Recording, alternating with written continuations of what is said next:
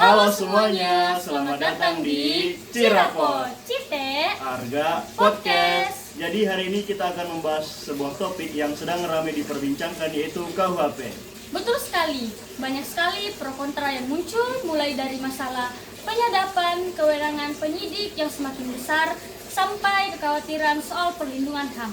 Hari ini kita akan melihat isu dari sudut pandang Pancasila. Oke, langsung saja kita Kenalan bersama narasumber kita hari ini. Oke, let's go. Oke, hari ini Kita bersama narasumber kita yang tercantik terkece. dan terwow. Oke, langsung saja kita perkenalan narasumber kita hari ini. Hai, saya Nurpina. Hai, saya Fauzian Putri Putri. Halo, saya Ilma Sutrisna. Hai, saya Risma Amelia. Ya, itulah narasumber kita hari ini. Sekarang kita akan membahas topik kita pada kali ini. Oke, Nurpina, bisakah Anda jelaskan posisi RUU KUHP ini dalam perjalanan hukum bangsa kita? Apakah revisi ini memang sangat diperlukan?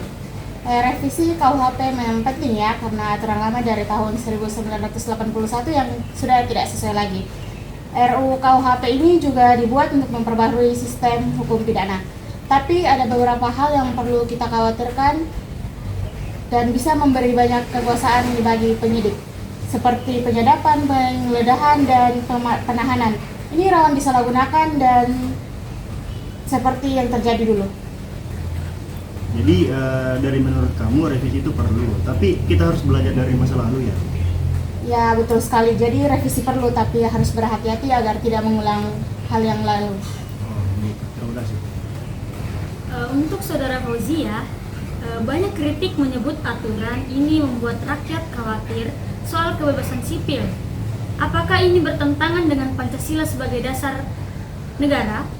Ya, kekhawatiran itu muncul karena publik mempertanyakan apakah proses penyusunan RUU KUHP sudah sejalan dengan nilai kemanusiaan dan kerakyatan dalam Pancasila. Jika pembahasannya kurang transparan dan tidak melibatkan masyarakat secara luas atau belum menempatkan perlindungan hak warga sebagai prioritas, maka wajar bila aturan tersebut dinilai berpotensi tidak sepenuhnya sesuai dengan prinsip dasar negara. Proses yang lebih terbuka dan partisipatif dibutuhkan agar nilai Pancasila benar-benar terjaga. Kalau dilihat dari sisi ideologi nasional, Kalau dilihat dari sisi ideologi nasional, ideologi Pancasila itu menolak otoritarisme.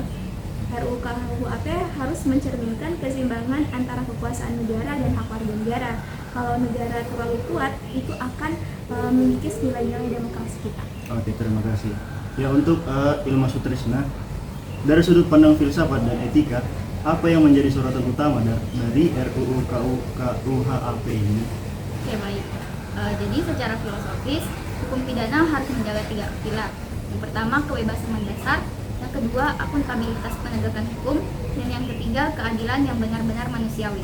Masalahnya muncul di pasal-pasal tentang penyadapan tanpa izin, penahanan yang lebih panjang, atau kewenangan penggeledahan yang terlalu luas.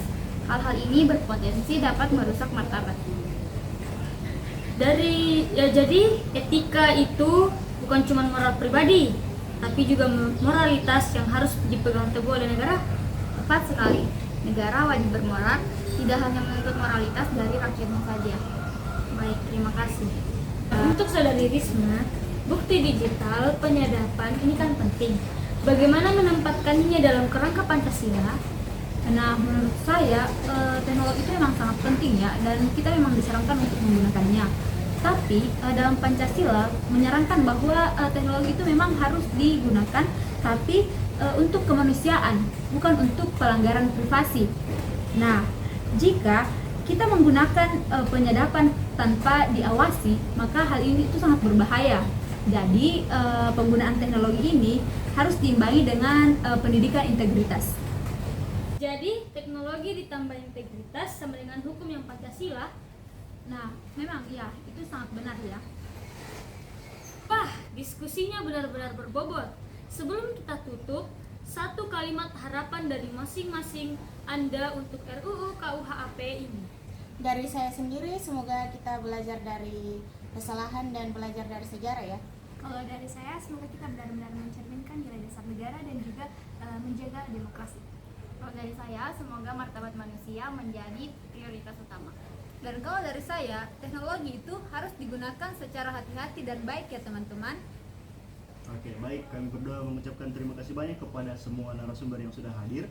Dan dari diskusi ini kita bisa belajar bahwa RUU KUHP ini bukan sekedar aturan, tetapi cerminan cara negara kita menghargai warganya. Seperti itu. Ya, terima kasih juga buat pendengar yang sudah mengikuti obrolan santai tapi mendalam ini. Pesan kami, tetap kritis dan berani bersuara. Hidup Terima kasih. mahasiswa. Hidup mahasiswa! Oke.